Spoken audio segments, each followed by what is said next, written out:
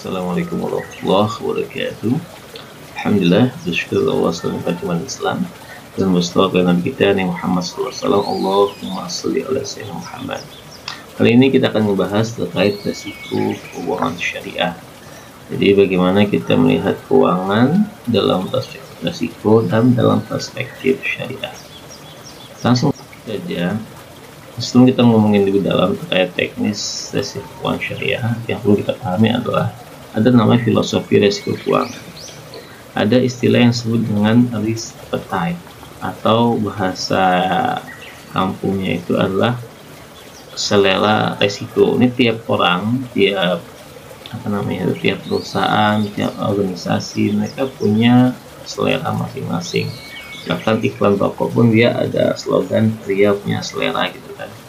Setiap laki-laki punya selera, perempuan juga ada selera masing-masing. Ketika ada laki-laki suka makan jengkol misalnya, dia punya resiko mulutnya akan bau dan dijauhi sama teman-teman cewek. Atau ketika seorang perempuan misalnya kan, dia suka traveling gitu kan, pasti dia akan punya resiko terkait perawatan kulit dan wajahnya. Nah, itu adalah ketika mereka punya hobi-hobi tertentu seperti itu kan, mereka juga harus siap dengan resiko yang mereka tanggung. Dan sebagian orang punya selera yang berbeda. Nah, ini juga salah satu bagian daripada contoh resiko ya. Nah, sama seperti perusahaan ya, itu lebih teknis lagi. Nah, kalau kita lihat secara definisi, risk appetite atau selera risikonya adalah jumlah dan tipe risiko yang bagi perusahaan nyaman untuk mengambil dan mempertahankannya. Kok mereka bisa nyaman mengambil risiko? Karena dalam risiko itu ada keuntungan, gitu kan?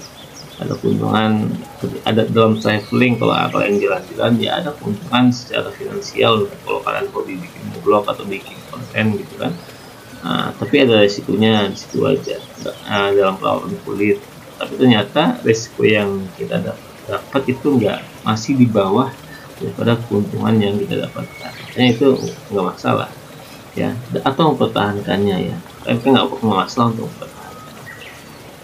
Nah, dalam konteks perusahaan langsung aja itu ada 5 secara umum ya. Nah, faktor-faktor yang mempengaruhi pemilihan risiko.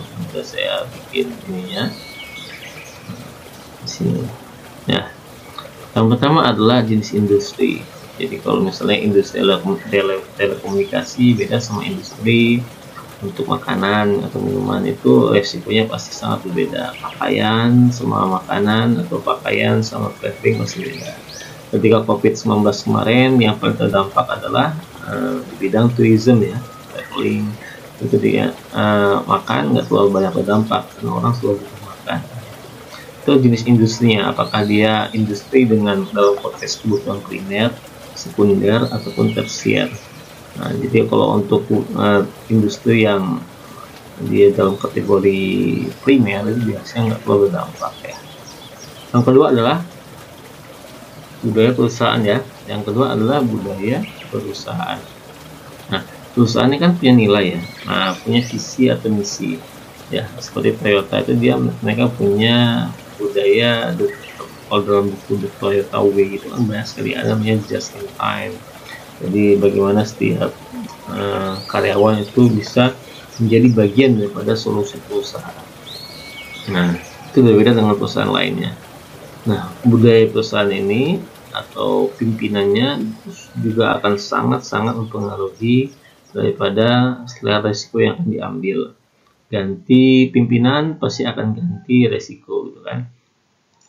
Ganti resiko yang akan, misalnya kayak Bank Muamalat itu pernah dipimpin oleh orang dari ada investor baru lah, ketika tahun 2014 ada investor baru dari Dubai. Nah, itu pasti akan berbeda sekali karena mereka punya kebiasaan culture yang sangat berbeda dengan Indonesia.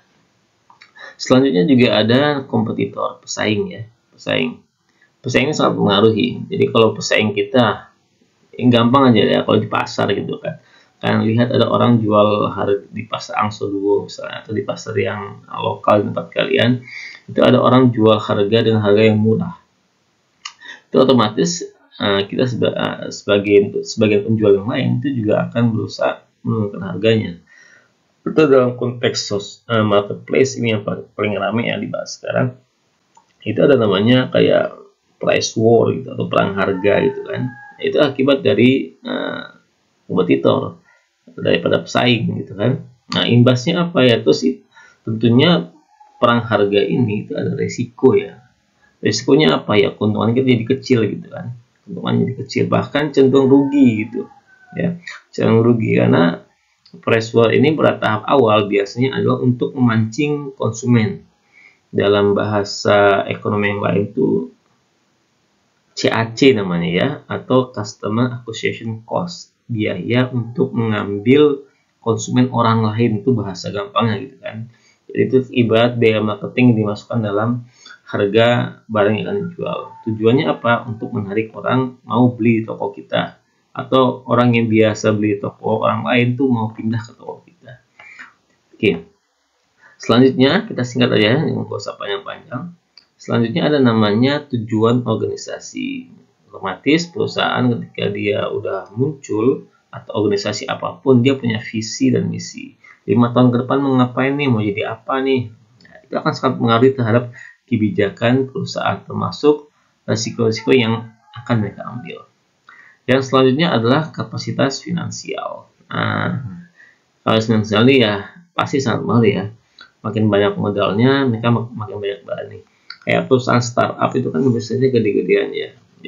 Itu karena dukungan dananya ya cukup besar gitu kan, cukup besar. Walaupun mereka biasanya mau rugi di awal gitu kan, ya karena itu investornya sangat banyak. Ya. Tapi kalau perusahaan yang kayak di lokal gitu kan, atau yang biasa di tengah jalan, karena kapasitas finansialnya kecil, mereka nggak berani untuk perang harga. Ya. Yang penting mereka bisa makan aja hari itu. Atau beberapa perusahaan lain, mereka berani membangun ruko atau toko yang sangat bagus, desainnya segala macam untuk menarik minat konsumen gitu kan. Di sisi lain ada perusahaan sebelahnya dengan jenis industri yang sama, karena mereka tidak punya kapasitas finansial yang cukup kuat, mereka cuma bisa bermain di kualitas rasa makanan segala macam. Jadi gitu ya, jadi kapasitas finansial akan mempengaruhi daripada risiko yang diambil oleh perusahaan. Dan semua ini kalau dari sisi akademik ya, kita atau kalian sebagai bisnis juga, semua risiko yang akan kalian ambil, risiko kalian itu perlu asesmen dulu ya. Kita perlu asesmen dulu risiko secara periodik, karena ini ya, jadi 5 poin yang pengaruh ini, semua ini berubah ya. Dalam bisnis nggak ada yang stagnan, semuanya dinamis ya, pasti berubah. Makanya kita lihat apakah komputer kita udah berubah gitu kan, apakah nilai perusahaannya juga perlu diubah, atau tujuan organisasinya juga berubah. Makanya ini perlu asesmen ulang secara periodik. Untuk agar kita tidak terjerumus ke dalam risiko yang mungkin kita anggap dulu sebagai risiko yang kecil, ternyata sekarang jadi risiko yang besar. Atau bahkan risiko yang dulu kita anggap besar, ternyata sekarang menjadi kecil ya, seperti itu. Dulu orang kalau mau iklan kan harus di TV ya, di TV atau di koran, itu kan sangat mahal sekali. Tapi sekarang orang sudah bisa iklan di sosial media yang harganya jauh lebih murah dengan target pasar yang lebih spesifik. Seperti itu. Next. Nah, jadi kalau kita lihat di sini ada beberapa istilah yang kita ketahui dulu aja ya. Ada namanya risk appetite, ada namanya risk tolerance, ada namanya risk capacity. Jadi ini adalah risk appetite, adalah selera risiko yang diambil oleh perusahaan ya. Terus dia mengambil ini, oh yaudah ini yang risiko yang mau saya ambil nih, cukup sampai sini aja. Tapi dalam konteks ini dia masih ada satu space namanya risk toleransi risiko ya. Atau sejumlah dampak, kalau kita lihat definisi, adalah sejumlah dampak negatif yang berani diambil perusahaan demi tercapai tujuan mereka. Misal gini, ada orang yang kekeh dia nggak mau pakai bank syariah, nggak mau pakai pinjaman riba gitu kan, orang atau perusahaan gitu kan, karena dia basisnya adalah perusahaan yang Islami atau syariah, dia nggak mau pakai pinjaman dalam konteks riba. Tapi ternyata ketika dia berjalan atau bisnis, ada konsumen misalkan, dalam konteks dia pemain besar, misalnya gini, gampang ya, biar nggak terlalu ribet, biar kalian bisa membayangkan, ada perusahaan restoran kan, rumah makan Padang misalkan, yang ya pasti ya Islami ya, Islami, mereka biasanya transaksi dengan akun bank syariah gitu kan. Ataupun tiba-tiba ada satu konsumer dari pemerintah atau dari perusahaan mana gitu kan, dia mau membeli dalam jumlah besar gitu kan, jumlah besar. Tapi sayangnya konsumen besar ini dia nggak punya akun di bank syariah. Jadi mau nggak mau, kalau seandainya Bank Rumah Makan Padang ini mau menerima order mereka, mereka harus buka akun di Bank BRI atau bank lain konvensional lainnya gitu kan, hanya untuk menerima ini saja, agar dapat transparan daripada konsumen besar ini. Ya akhirnya mau nggak mau mereka harus buka itu. Nah, buka itu dalam kota risk tolerance. Ya, mereka membuka akun di bank konvensional itu bukan untuk menggunakan layannya niatnya bukan untuk mengajukan pinjaman atau lain sebagainya yang sifatnya jelas-jelas ribawi. Tapi mereka hanya untuk bisa menerima transferan daripada konsumen dia yang hanya punya akun bank konvensional. Jadi ya dilakukan oleh banyak sekali. Kadang juga beberapa dosen juga ada yang mungkin kerjanya kan nggak di suatu tempat gitu kan, banyak juga di tempat lain atau ngisi apa gitu kan. Nah itu juga biasanya mensyaratkan akun bank tertentu gitu kan. Nah itu yang menjadikan banyak sebagian yang orang yang sudah paham syariah masih punya akun di bank konvensional. Ya, itu masuk dalam kategori risk tolerance. Ini kita masih toleransi kan, masih toleransi kan, karena hanya ngambil aja, tidak sampai menggunakan layanan pinjamannya seperti itu. Ya, gitu ya teman-teman ya. Ini adalah setelah. Jadi ini biasanya sangat kecil sekali. Kalau kita lihat porsinya itu dibandingkan risk appetite sangat kecil sekali. Dan selanjutnya juga ada namanya risk attitude atau risk capacity. Itu adalah opsi-opsi umum dan keseluruhan gaya manajemen perusahaan untuk melakukan cara mitigasi risiko. Di sini ada poin-poin bagaimana cara yang kalau kalian lihat warnanya nih hijau apa ya? Ya warnanya seperti ini ya, yang sebelah sini sama sebelah sini. Ini adalah bagi kapasitas perusahaan atau kapasitas suatu individu dalam memitigasi resiko. Jadi sebelum dia memilih resiko yang akan diambil, dia udah tahu nih cara mitigasinya seperti apa. Dan begitupun ketika dia mengambil risk tolerance tadi, ada poin-poin, ada kayak tadi ngambil akun di bank konvensional, dia udah tahu cara memitigasi resikonya. Di antaranya misalnya nggak ngajukan pinjaman, hanya ke sana untuk mengambil uang transferan. Jadi uangnya apa, ketika uang itu ditransfer langsung ditransfer kembali ke bank syariah miliknya, seperti itu. Itu adalah poin daripada cara dia untuk memitigasi resiko tadi. Oke, nah ini ada beberapa, karena kita masih di pertemuan perdana, jadi kita akan sedikit membahas terkait, karena tema kita adalah keuangan, kita akan membahas sedikit apa itu bedanya uang sama keuangan. Uang itu adalah, kalau kita lihat, adalah alat tukar ya, secara umum. Jadi dia harus punya syarat mudah disimpan dan mudah dibawa ya. Jadi kalau alat tukar itu nggak mudah disimpan dan tidak mudah dibawa, itu akan mengganggu transaksi keuangan ya. Yang kedua adalah unit akun, artinya dia harus mudah diukur, jadi mudah diukur atau mudah dihitung, mudah dipecah gitu kan. Jadi kalau transaksi keuangan kita itu jumlah nominal pecahannya terbatas, itu akan sangat menyulitkan daripada transaksi ekonomi gitu kan.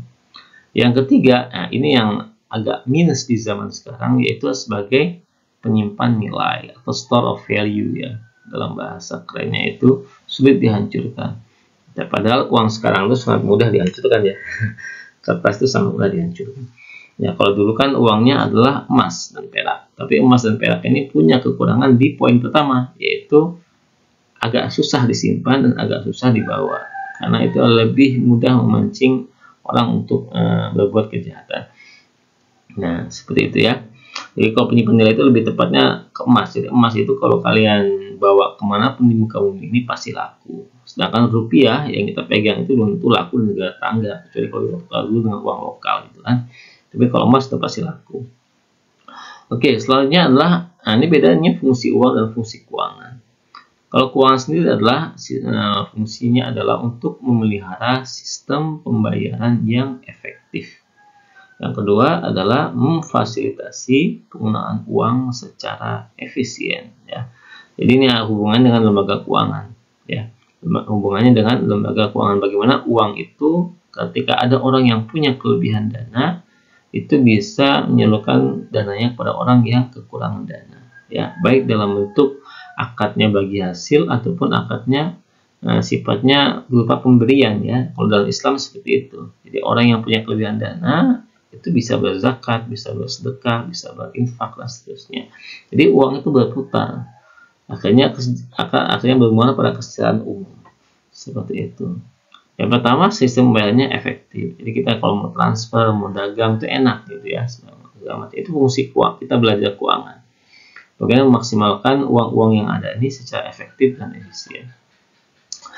Kalau kita lihat di bawahnya saya ada sedikit note gitu kan. Intermediasi keuangan ini ya lembaga keuangan ya maksudnya, dan pasar dunia itu sektor real. Kalau keuangan adalah sektor keuangan, kalau pasar adalah sektor real, memungkinkan pemilik dana untuk melakukan distribusi uang mereka ke beberapa aset dengan profil risiko yang berbeda. Jadi dengan adanya banyaknya lembaga keuangan, dengan banyaknya pasar dalam bentuk online ataupun offline gitu kan, itu punya profil risiko yang berbeda-beda yang akan kita bahas dalam pertemuan yang lebih detail selanjutnya ya.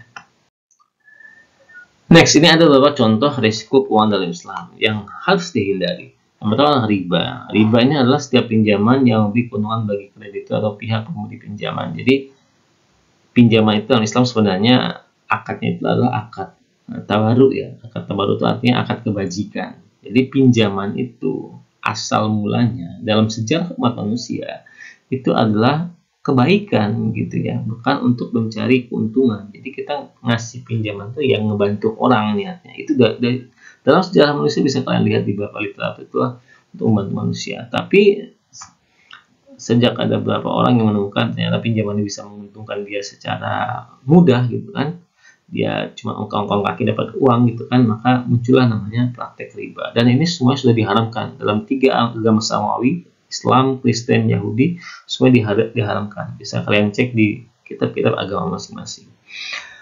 Kedua, yaitu adalah goror. Goror itu dalam bahasa lainnya adalah spekulasi. Tapi saya pengen bilang di sini spekulasi itu agak berbeda dengan goror ya. Kalau goror itu adalah spekulasi yang secara umum itu tidak jelas akadnya. Akadnya apa nggak jelas, barangnya nggak jelas, harganya nggak jelas, pembeli atau penjualnya dalam juga nggak jelas. Intinya adalah goror itu bahasa singkatnya nggak jelas. Jadi kalau kalian belum jelas jodohnya itu goror juga berarti ya. Ya seperti itu. Cuman ya itu goror yang syar'i karena kita nggak tahu jodoh kita siapa. Tapi kalau dalam jual beli itu kan harus jelas. Ya, barangnya apa, harganya berapa, pembeli siapa. Terjadi nggak seperti ini? Pembelinya nggak jelas, terjadi ya. Nah, terjadi ya, banyak orang yang jadi apa namanya tuh, joki atau jadi joki kan, apa tuh, orang mau misalnya mau tes TOEFL gitu tapi ini dijoki sama orang itu kan, tapi artinya pembelinya nggak jelas, bukan orang yang pertama gitu kan. Yang ketiga adalah inflasi. Inflasi ini udah terjadi di zaman sekarang dan tidak bisa dihindari karena rata-rata semua negara itu menggunakan uang kertas. Kenapa saya bilang uang kertas? Apa hubungannya dengan inflasi? Karena yang paling berhubungan langsung inflasi adalah uang kertas. Jadi kalau saya boleh buat definisi sendiri, inflasi itu adalah suatu kondisi yang disebabkan oleh jumlah uang beredar yang terlalu banyak, ya, disertai gini rasio yang tinggi. Pasti ya. Jadi kalau kalian lihat ketika jumlah uang beredar banyak, itu gini rasionya biasanya di negara tersebut agak tinggi ya. Artinya ketimpangan ekonomi itu tinggi, yang berakibat pada kenaikan harga komoditas dan penurunan nilai mata uang. Ini poinnya. Jadi bukan hanya harga komoditas yang naik, tapi nilai mata uangnya juga turun. Ini sesuai dengan prinsip ekonomi ya sebenarnya. Kalau kalian kita menyadari, kita renungilah gitu ya. Jadi uang sesuatu itu kalau banyak pasti nilainya akan murah. Ya, uang itu kalau banyak dicetak, nilainya akan turun. Simpelnya seperti itu aja ya. Seperti itu aja. Yang keempat adalah maisir atau judi, yaitu investasi yang menguntungkan salah satu pihak dan merugikan pihak lainnya. Jadi judi itu poinnya cuma satu untung, yang lain pasti buntung, gitu aja. Jadi semua konteks bisnis atau kalian main apa gitu kan di internet, slot segala macam, itu kalau yang untung satu orang, kalau ada yang untung pasti ada yang rugi, pasti jelas-jelas judi ya. Seperti itu. Nah, ini ada beberapa orang beralasan kalau Islam kan bilang kan gini, Jadi kalau suatu udah saling ridho ya boleh gitu kan, antarodin gitu kan bahasanya kan. Jadi jual beli kalau saling ridho, mau akadnya apapun itu ya boleh gitu kan. Itu ada alasan seperti itu ya.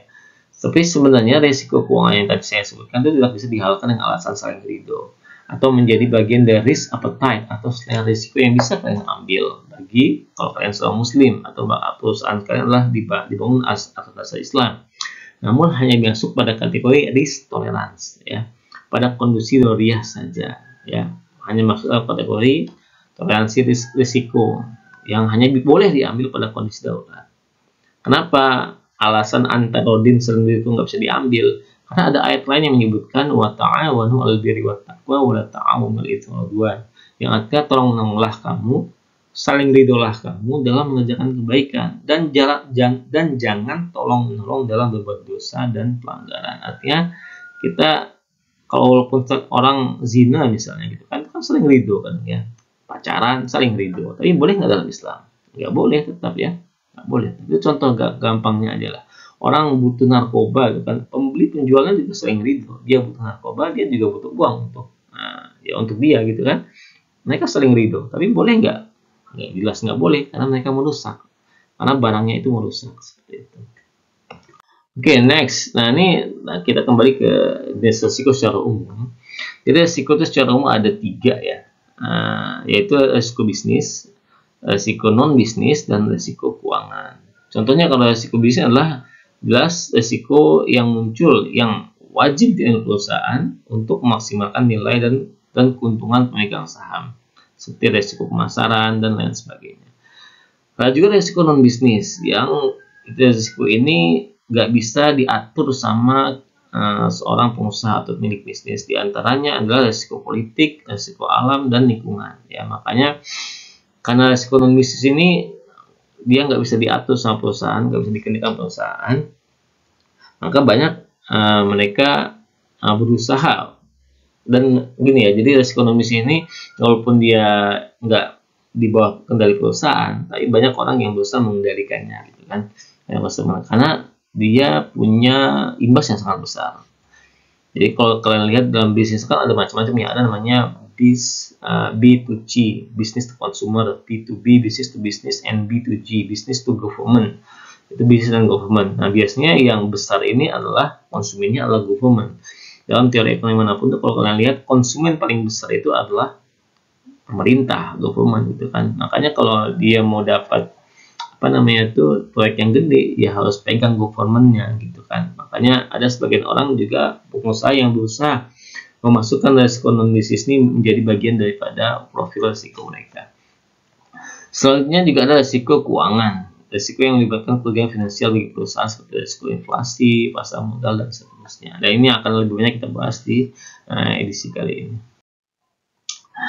Nah, ini risiko keuangan itu secara umum ada 5 ya. Ada risiko pasar yang muncul akibat pergerakan harga instrumen keuangan. Ada risiko kredit yang muncul akibat pengajuan pembiayaan atau perubahan suku bunga yang terbagi menjadi 2, itu ada sovereign risk akibat dari perubahan suku bunga di luar negeri, misalnya kayak di dolar dan seterusnya. Ada settlement risk. Selanjutnya juga ada risiko likuiditas, risiko yang muncul akibat beban keuangan perusahaan sehingga tidak mampu melakukan transaksi. Jadi misalnya ada perusahaan asuransi gitu kan, mereka kan harus bayar premium, harus bayar kalau klaim daripada nasabahnya ketika ini, tapi ternyata uangnya nggak ada. Nah, itu termasuk adalah risiko likuiditas gitu kan. Atau saat bank terjadi rush money gitu kan, ada penaikan uang besar-besaran, ternyata uangnya nggak ada karena sebagian digunakan untuk pembiayaan atau pinjaman, sehingga terjadi risiko likuiditas. Kemudian juga ada risiko operasional, risiko yang muncul akibat gangguan operasional seperti human error, seperti kemarin kasus PSI ya, itu nggak bisa diakses, nggak bisa digunakan berapa hari ya, sama sekali itu. Nah, itu juga menjadi bagian daripada risiko operasional, karena itu akan berdampak pada ini ya, kepercayaan konsumen. Setelahnya juga ada risiko hukum, risiko yang berasal dari tanggung hukum seperti pajak dan seterusnya, seperti itu. Next, nah ini saya berusaha menyimpulkan aja semuanya. Jadi ruang lingkup risiko keuangan ada 2 aja sebenarnya ya. Ada risiko primer, ada risiko sekunder. Jadi resiko primer ini wajib kalian ambil ya, harus wajib menjadi risk appetite kalian atau perusahaan kalian, karena resiko primer ini tidak dapat dihindari dan dia pasti terkait dengan bisnis. Kalau nggak kalian ambil, otomatis kalian nggak bakal untung ya. Risiko primer ini risiko terkait harga, risiko terkait ada risiko hukum ya, harus buat PT segala macam. Nah, itu harus kalian ambil karena itu adalah bagian daripada tempat atau poin-poin yang harus kalian lewati untuk mendapatkan keuntungan perusahaan. Selanjutnya juga namanya risiko sekunder. Nah, risiko sekunder inilah yang sebagian bisa dihindari atau dikurangi atau dimitigasi. Nah, itu aja ya. Primer ini harus diambil, sedangkan kalau sekunder ini kita bisa pilih perlakuan mitigasinya, apakah dihindari, dikurangi, ditransfer, dibagi yang lain. Nanti kita akan bahas di pertemuan selanjutnya. Next, selanjutnya ada manajemen risiko. Nah, lama juga ya ternyata ya. Nah, manajemen, karena risiko ini harus diambil, makanya risiko ini perlu di-manage, harus diatur, ya, harus di-manajemenkan gitu kan. Bagaimana cara memanajemennya? Ada 3 poin di sini. Dengan melakukan proses identifikasi. Yang kedua adalah melakukan penilaian terhadap risiko tersebut. Kita analisis itu kan, apakah risiko ini sering terjadi, apakah dampak risiko ini cukup besar gitu kan. Nah, jadi kita bisa ukur dari situ. Yang ketiga adalah bagaimana mitigasi risikonya atau mengendalikan ancaman yang muncul terhadap risiko tersebut dalam hubungannya dengan modal dan profitabilitas perusahaan. Ya, banyak sekali ancaman itu ya. Kalau zaman sekarang ada kepastian bisnis, kewajiban hukum, kesalahan manajemen, kecelakaan, keamanan IT itu kan. Misalnya kayak kecelakaan, orang biasanya makanya di pemerintah itu diwajibkan untuk punya BPJS itu kan, agar mengurangi risiko kecelakaan kerja dan seterusnya. Jadi fungsi manajemen risiko ini adalah untuk mempersiapkan hal yang terduga dan meminimalisir akibat dari risiko yang muncul. Nah, dalam Islam sudah pernah dilakukan, kalau kalian ingat ceritanya Nabi Yusuf ya, pernah diangkat menjadi suatu wazir atau menteri keuangannya di Mesir ya. Mesir ini asal mulanya orang Yahudi pindah ke Mesir. Jadi di situ Yusuf pernah ditanya sama salah satu orang pemerintahan gitu kan, terkait mimpi rajanya. Raja bermimpi ada 7 sapi gemuk yang dimakan oleh 7 sapi kurus, dan ada tangkai kering yang 7 tangkai kering yang 7 tangkai yang subur gitu kan. Maka Yusuf pun berkata, nanti kalian akan ada 7 tahun setelah mimpi ini terjadi, akan ada 7 tahun kalian pemasuk fadaruhu fi sumbi illa qalil mata. Kalian akan menuai atau panen gitu kan. Dan Yusuf juga menganjurkan biarkanlah bulirnya itu di tangkainya. Ambillah yang sedikit saja yang untuk kalian makan. Artinya disimpan sisanya itu ya. Artinya disimpan. Qalil mimma illa qalilan mimma ta'kulun thumma ya'ti min ba'di dzalika sam'asyirin ya'kuluna muqaddamtu lahunna illa qalilan mimma tashunun. Karena akan datang 7 tahun yang akan datang itu musim paceklik yang akan menghabiskan apa yang kalian simpan ya, seperti itu. Jadi ini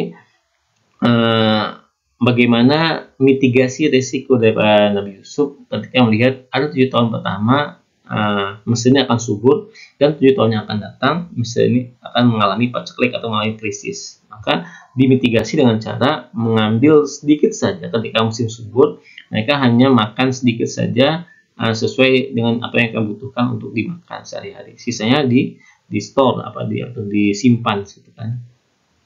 Dan setelah masa paceklik ini juga akan muncul lagi 7 tahun di mana yughasnas wa fi asyir, mereka memanen dan mereka memeras anggur. Seperti itu. Jadi ini adalah salah satu poin bagaimana Nabi Yusuf di zaman dulu telah berusaha memitigasi risiko yang muncul daripada manajemen pemerintahan Mesir waktu itu. Sebenarnya dalam Islam ada 4 penerbangan dasar ya dalam manajemen risiko. Nah, ini saya harap kalian semua bisa memahami ini ya. Jadi pertama adalah manusia bukanlah milik sebenarnya dari sumber daya dan properti. Yang milik siapa? Yang punya miliknya Allah Subhanahu wa taala ya. Jadi semuanya adalah milik Allah. Kita hanya dikasih titipan gitu ya.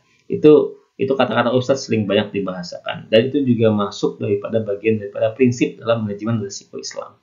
Yang kedua, Islam selalu punya panduan atas setiap tindakan. Jadi setiap ini kayak Nabi Yusuf ini kan ini adalah panduan bagaimana dia memitigasi resiko. Ya, selanjutnya tujuan Islam adalah kesejahteraan umum. Ini harus kita pahami. Jadi Islam itu tidak pernah mengedepankan kesejahteraan individu atau kesejahteraan perusahaan tertentu. Tapi setiap panduan dalam Islam tujuannya pasti untuk kesejahteraan umum, maslahah bersama. Nah, jadi kalau kita ambil strategi mitigasi risiko dalam Islam, otomatis itu akan memberikan kesejahteraan bagi semuanya. Selanjutnya, semua risiko datangnya pasti dari Allah akibat tindak tanduk perbuatan manusia. Artinya kalau kita berbuat buruk, pasti ada risiko yang muncul setelah itu.